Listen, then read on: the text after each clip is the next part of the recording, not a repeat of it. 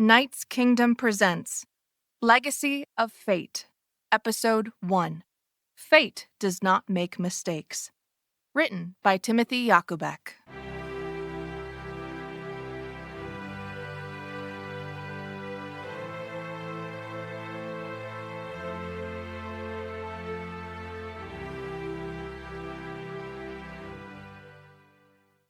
The room is somber, draped in shadows despite the bright lights of numerous cameras.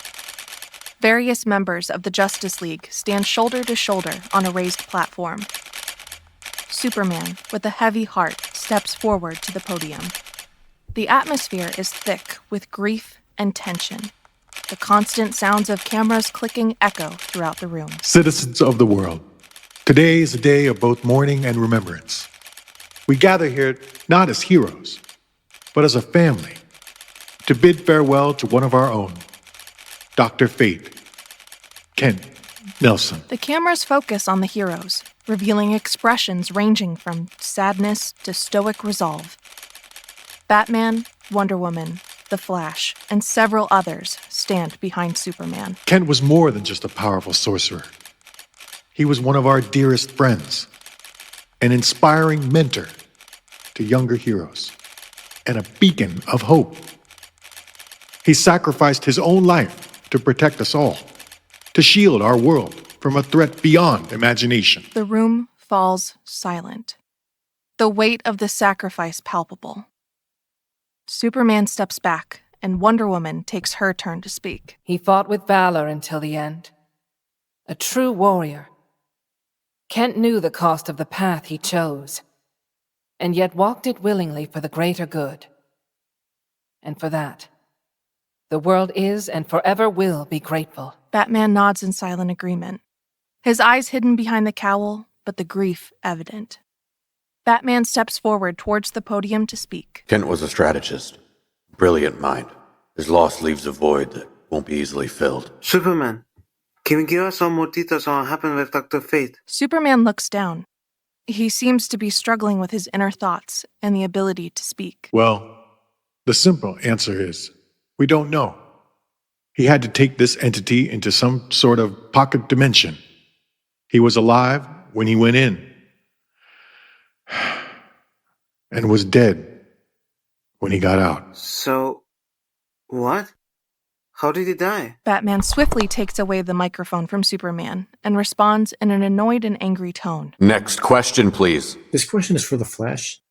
How do you think the League will manage without Dr. Fate? The Flash walks up to the podium, a bit nervous. He was always there giving me and others advice, even when things seemed impossible.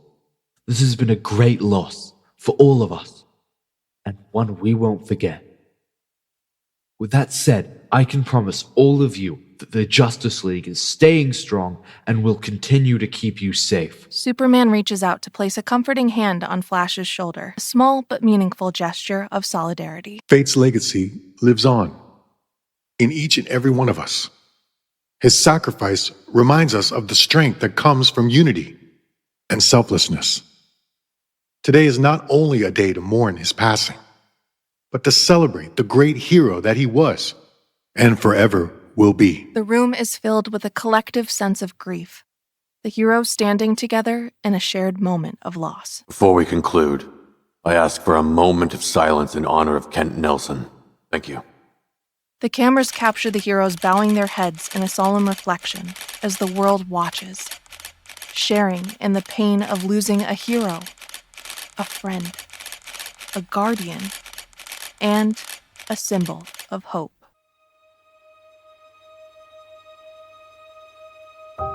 The room is quieter, the atmosphere heavy with the aftermath of the press conference. The Justice League members have gathered around a long conference table. The mood is a mix of fatigue and determination. I've been reviewing the data we have on the dimensional breach Dr. Fate was dealing with.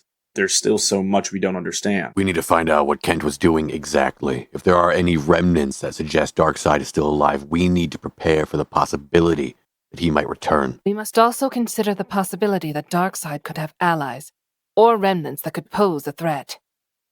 Kent's sacrifice was a part of something larger, and we need to be ready. We've lost one of our most powerful allies, but his fight isn't over. We have to honor his legacy by ensuring that this threat is completely eradicated. I'll start by examining those magical artifacts Kent was working with. We'll need to understand every detail, what he was dealing with. I'll coordinate with our tech teams to see if we can track any anomalies or disturbances. If there's any residual energy, we'll find it. And I'll consult with other lanterns. There may be some cosmic insights or additional resources they can provide. I could use my telepathic abilities to sift through Kent's last moments. There might be fragments of his thoughts or emotions that could give us clues. I'll allow it. Could be useful for the situation. The room falls into a thoughtful silence as each member considers their responsibilities. Batman stands up, signaling the end of the meeting. We all have our tasks. Let's move quickly and efficiently. Kent wouldn't want us to dwell on our grief. He'd want us to act. Agreed. Let's move. The group of heroes disperse. In an apartment bedroom, a young teenage boy named Ethan Taylor watches the news broadcast from the TV in his room. The news anchor, sitting at a desk, begins to speak. And there you have it. Moments ago, the Justice League officially confirmed the death of their now former member, Kent Nelson, known as Dr. Fate to many. Kent Nelson sacrificed himself to help the Justice League defeat the alien we now know as Darkseid. But what exactly happened to cause his death remains unclear, and so does the whereabouts of Darkseid. Is he even still alive? We'll let you all know as soon as we find out. That does it for today's hold on. I'm just now getting word that Dr. Fate's helmet will be put on display here in the Metropolis Museum later tomorrow night. All are welcomed to attend to honor his legacy. Goodbye.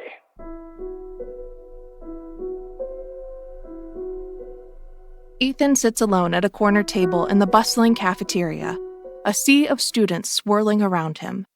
His gaze is fixed on the pages of a book, but his mind is elsewhere, lost in a whirlwind of thoughts and emotions. A group of loud kids passes by, their laughter ringing in Ethan's ears. He shrinks back instinctively, pulling his hoodie tighter around himself as if to shield himself. Suddenly, a shadow falls across the table, and Ethan looks up to find one of his classmates, Lexi, standing before him. She's a bright and bubbly girl with a kind smile, in contrast to Ethan's quiet demeanor. Hey, Ethan. Mind if I join you? Ethan blinks in surprise, caught off guard by Lexi's sudden appearance. He hesitates for a moment before nodding, a small smile tugging at the corners of his lips. Sure. Lexi sits down, opposite to Ethan. So, what are you reading? Ethan glances down at the book in his hands, a fantasy novel with a worn cover. Just something I picked up at the library. Lexi leans in closer to look at the book. I love fantasy books. What's it about? Ethan hesitates, his grip tightening on the book. It's, about a hero who discovers his true destiny? Pretty cliche, I know. Lexi nods, a knowing smile playing on her face. Sounds exciting. Hey, are you coming to the game tonight? The basketball team is playing against Gotham. It's gonna be epic. Ethan's eyes widen in surprise. He's never been one for school events. I wasn't exactly planning on it. Lexi nudges him playfully with a smile. Come on, it'll be fun. You can sit with me and my friends. Ethan hesitates for a moment before nodding slowly, a faint blush creeping into his cheeks. Okay, yeah, I'll be there. Awesome! I'll save you a seat. I'll probably be a few minutes late, though. I'm going to the museum after school. Oh, are you visiting that Dr. Fate memorial? Yeah, he was actually my favorite superhero. It'll be cool to see the helmet up close, too. I still can't believe we were almost enslaved by aliens or whatever they had planned for us. In the end, though, Dr. Fate sacrificed himself to save all of us. He was one hell of a hero. He sure was. Do you think that Darkseid guy is still out there? I really hope not. Me too. So, I'll see you tonight at the game then. I'll be there. With that, Lexi gets up from the table and disappears into the crowd, leaving Ethan to ponder her words. As he watches her go, a small spark of hope ignites within him, beckoning him forward into the unknown.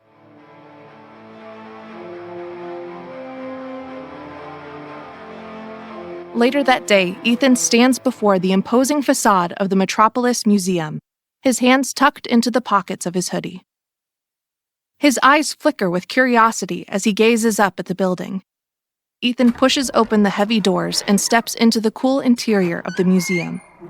He wanders through the exhibits, his footsteps echoing softly against the tiled floors. His gaze is then quickly drawn to the far left corner of the museum, where a large glass case gleams in the ambient light. Inside rests the Helmet of Fate, a powerful artifact that once belonged to the legendary sorcerer Kent Nelson. Ethan's heart quickens as he approaches the display, his eyes fixated on the gleaming golden helmet. Thank you. Ethan continues to stare at the helmet. After a few moments, suddenly, the eyes of the helmet flare to life with a bright gold essence, casting a golden glow that illuminates the room. After a moment, the eyes go back to normal. Ethan stumbles back in shock, his heart pounding in his chest.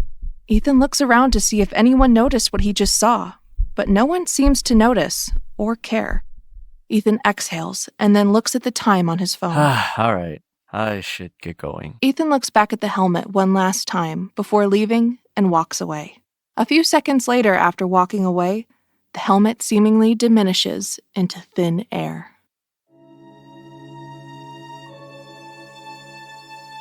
Ethan sits at his desk, staring blankly at his computer screen. The hum from the computer fan and the faint sounds of the city outside are the only noises that fill the small, cluttered room. A stack of comic books lies on the edge of the desk, with Dr. Fate's issues prominently on top. The excitement from Lexi's invitation earlier still lingers, but now, in the quiet of his room, doubt creeps back in. He glances at the clock. 6:45 p.m. The game starts in 15 minutes. Maybe I should just stay home. He spins around in his chair, facing the bed where his backpack sits half open. Suddenly, the room temperature drops. A faint golden glow begins to pulse from under his bed. What the? Ethan gets up from his chair and goes over to his bed. He kneels down. His hand reaches under the bed, pulling out the Helmet of Fate. The artifact pulses with the same golden light that he had seen in the museum.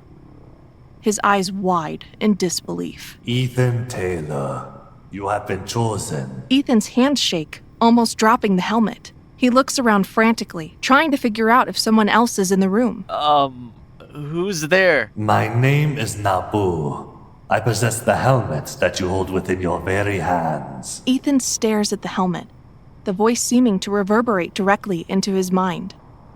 He shakes his head in disbelief and puts down the helmet on a table, backing away from it and sitting back down in his chair. Am I? You're not crazy. Only those destined for the mantle are able to hear me. Wait, so does that mean I'm Dr. Fate? Yes. But why me? This doesn't make any sense. I don't think I even fully believe you. I must be dreaming or something. You must believe me, Ethan. This is not a dream. You have more strength than you fully realize. The power of fate is yours to command, but you must accept it. Darkness is upon this city, and it will consume unless you act. It is your destiny to protect the world from these dark threats, to wield the power of magic in its purest form, to become Dr. Fate. Ethan begins pacing around the room. No, this can't be happening. I'm just a kid. I can't be a superhero. The golden light grows brighter, filling the room with a strange warmth. You have been chosen because the world needs a new protector. Kent Nelson is gone. You must take up the mantle. You are the one we need. Ethan runs a hand through his hair, panic written all over his face. That's crazy. How am I supposed to be a hero? I can't even talk to people without freaking out. How am I supposed to save anyone? What if I can't do this? I'm not good enough. The helmet's glow dims slightly, almost as if it's showing sympathy, but the voice remains steady. Fear is natural, but I promise you this is right. Ethan takes a deep breath, torn between the weight of the responsibility thrust upon him and the life of a normal teenager that he's barely holding on to. He looks at the time on his phone and notices it's 6:59 p.m. Shit.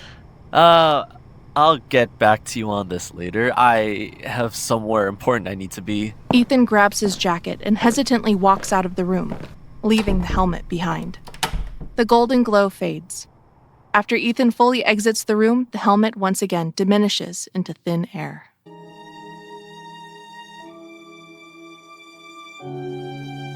The echo of a bouncing basketball, shoes squeaking, and the roar of the crowd fill the brightly lit gym. Students, teachers, and families fill the bleachers, their excitement palpable. Cheerleaders line the sidelines, their pom-poms shaking in rhythm with the school band playing in the background. Ethan makes his way into the gym, scanning the crowd nervously. He spots Lexi, who waves at him from the stands, her smile as welcoming as before. Lexi sits with a group of friends who all seem engrossed in their conversations. Hey, Ethan! Over here. Ethan raises his right hand and gives a small, awkward wave, then begins to make his way up the bleachers, carefully avoiding eye contact with anyone else. His anxiety kicks in full force as he climbs up and feels everyone's gaze on him. Though, in reality, no one is paying much attention. When he reaches where Lexi's group is sitting, she pats the seat next to her, and Ethan sits down, stiff and uncomfortable. I'm glad you made it. I was beginning to think you'd bail. Yeah, I almost did, but here I am. Lexi grins, nudging him gently with her elbow. Well, good call. The game just started 5 minutes ago. You haven't missed much. Are you into basketball at all? No, not really, but it's nice to be out, I guess. The Metropolis team scores a point and the crowd erupts. Drums get louder. Lexi and her friends cheer.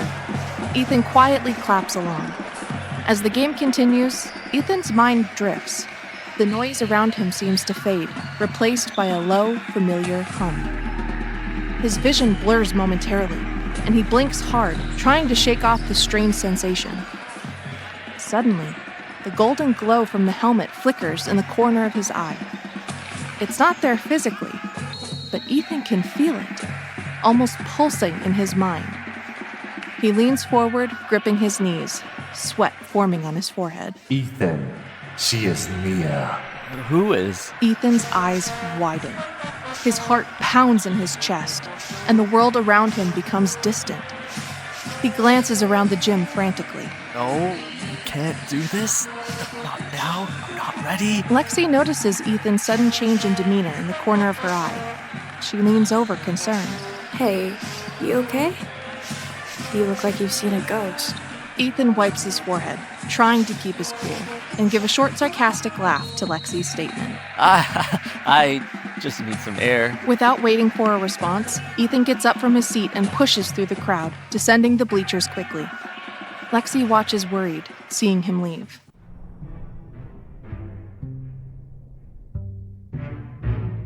Ethan bursts out of the gym doors into the cold night air. He leans against a nearby wall, breathing heavily, his hands shaking uncontrollably. The golden glow returns, more intense this time, wrapping around him like an aura. Leave me alone. You can't just take control of my body whenever you please. The Enchantress. She seeks destruction. You must stop her before it's too late. Ethan squeezes his eyes shut and tries plugging his ears, trying to block out the voice. I don't know who the hell that is. I'm not him. I'm not Dr. Fate. Then I must show you. The glow intensifies, and suddenly, Ethan is overwhelmed by visions. A shadowy, glowing figure draped in darkness, standing at the center of the city. Buildings crumble around her, chaos and destruction spreading like wildfire. It's the Enchantress. Her eyes glowing with malevolent power as she raises her hands to unleash another wave of magic. The vision snaps back to reality, and Ethan stumbles, catching himself against the wall. No. You want me to fight that thing? What I have just told you is the future to come if you do not intervene. You must stop her. If you do not, countless lives will be lost. You have the power to face her darkness. Ethan collapses on the ground, his heart racing. He can still feel the presence of the helmet, like it's watching him, waiting for him to make a choice. Why can't Superman be the one to do it? I mean, we're literally in Metropolis. What about the Justice League? The one you name Man of Steel is not strong enough, and the League is distracted with a distant fear. This is your time. But what if I fail? You won't. We all face fear, Ethan. But courage isn't the absence of fear. It's acting in spite of it. Ethan looks up at the sky, conflicted, but slowly gathering strength. Okay, then show me how. After saying that, Ethan's feet begin to hover above the ground. A blue and gold armored suit with a cape begins wrapping around his body. The helmet spawns onto his face, and the eyes of the helmet glow bright. Holy shit. Ethan looks down at his hands and notices a bright yellow energy forming around them. Fate does not make mistakes.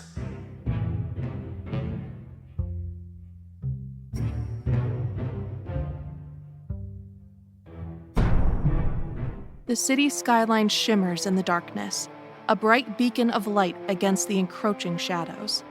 High above, Ethan soars throughout the night sky, clad in the shimmering cloak and golden helm of Dr. Fate. For the first time in my life, I feel like I'm a part of something greater. Like I finally belong.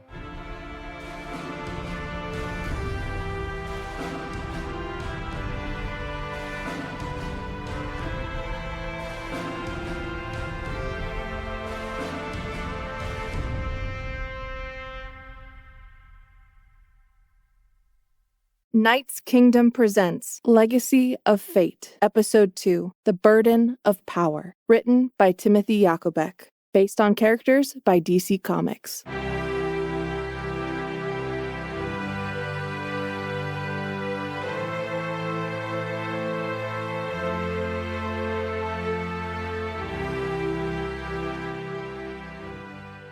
Ethan returns home late, somewhat shaken.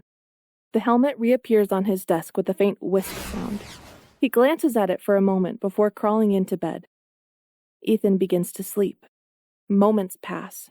He starts to get restless, breathing heavier, until his body straightens out and his eyes open wide with a golden glow as Ethan is pulled into what feels like a lucid dream state.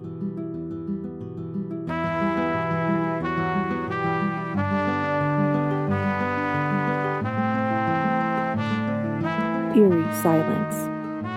Ethan finds himself laying on a set of stairs, his vision blurry at first, eventually clearing, and stands himself up. Looking around, he sees himself on a large, sharp spiraling staircase that appears to go down for hundreds, maybe thousands of miles, floating in open air. The sky is shades of dark blue and black, waving slowly. Black rifts that look like portals open and close infrequently in the open air surrounding him. Ethan's legs feel shaky as he fears of falling off the staircase and sits on his knees, holding on to one of the steps and taking deep breaths. He suddenly hears an echoing voice, not being able to trace where it could be coming from. You cannot outrun fate, Ethan Taylor.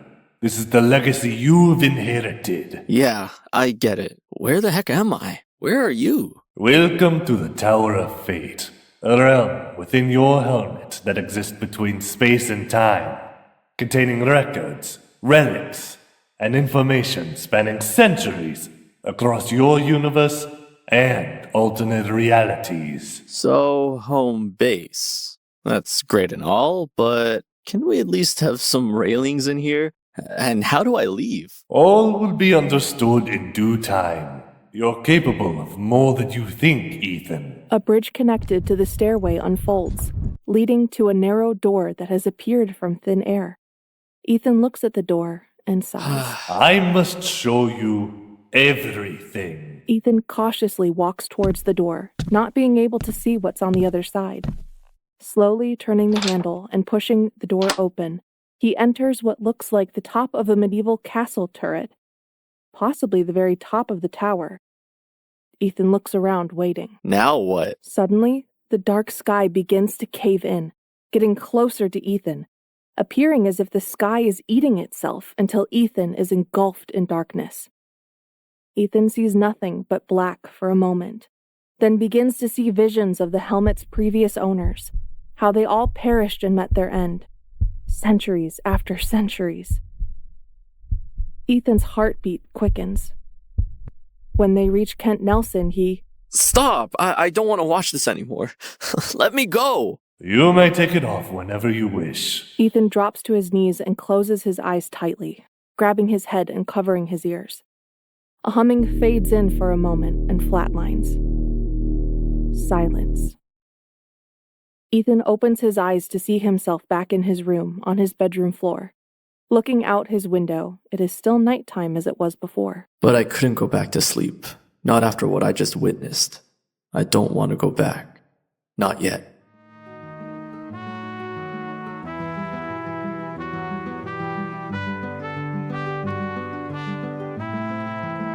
Batman, Wonder Woman, and Zatanna examine magical anomalies detected near Metropolis. The readings match the energy signature from Dr. Fate's helmet, but amplified to a high degree. Someone, or something, is awakening the arcane forces Kent kept buried. This isn't just residual magic. It's a signal. It wants a new host? I think so. Then someone out there is either about to wear the helmet, or... They already have it. The helmet was never reported missing, was it? Barry, you available? Yeah, what's up? I need you to check out the museum. We think the helmet could be gone. On it. If it was reported missing, I should have known by now. I know. We have reason to believe the helmet wants to choose a new host, if it hasn't already. I'm at the museum. It looks real. And stationary to me. Try grabbing it using your phasing. Could be a holographic spell. Yeah, what she said. Helmet's a dud. What's our next move, Bats?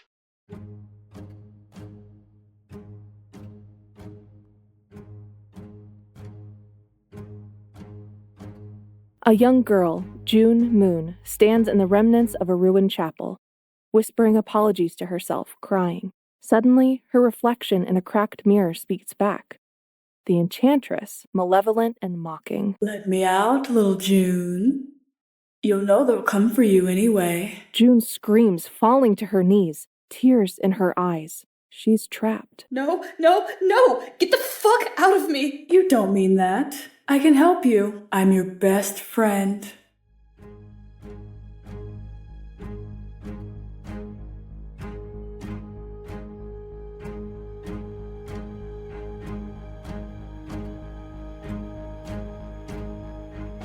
June, now partially possessed, struggles to not let the enchantress take full control as she struggles into an alley, her eyes flickering with black and green magic. A rugged stranger walks by. June desperately begs for help. Sir, please help me. She won't stop.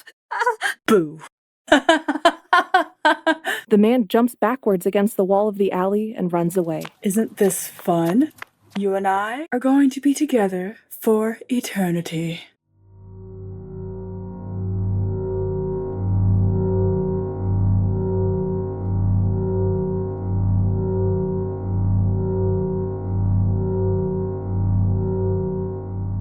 Ethan walks down his school hallway, anxious, darting around his surroundings with his eyes. Eventually, running into Lexi. Hey, Ethan. What did you think of the game last night? It was cool. They were so mad that we won. That fight was crazy. Ethan lets out a small laugh. Lexi notices the pads of paper held behind Ethan's arms and grabs them. Oh, and what's this? I didn't know you could draw. It's just something I saw in my dream last night. I'm trying to remember it, I guess. Cool. Lots of stairs, though. Must have been a nightmare. Yeah, you could say that. This looks really good. Think you could draw me sometime? Yeah, I guess I could try sometime. Are you free at all after school? We're, doing a study group for algebra. I would, but today I'm kind of busy, actually. I have some stuff I need to sort out. Maybe another time? Oh, no worries. I'll see you tomorrow then, hopefully. I gotta go, though. I'm already late for class. Bye. After Lexi walks away, Ethan turns his head to a nearby wall, where he notices a large magical symbol drawn out in black and gold. The symbol looks familiar, but Ethan can't quite remember where he's seen it before. Ethan grabs out his drawings, where he finds the symbol sketched faintly on one of the pages. Ethan turns around, stressed as no one else apparently noticing the symbol drawn on the wall. Ethan asks a nearby janitor. Excuse me, what is that? A wall? You okay, kid? You look stressed. Ethan walks away quickly, but stops abruptly. A mysterious figure in a cloak watches him from across the end of the hallway. the figure walks away. Ethan follows suit, but once turning the corner, the figure is nowhere to be found. He quickly enters a nearby bathroom, making sure he's alone. Nabu, show yourself.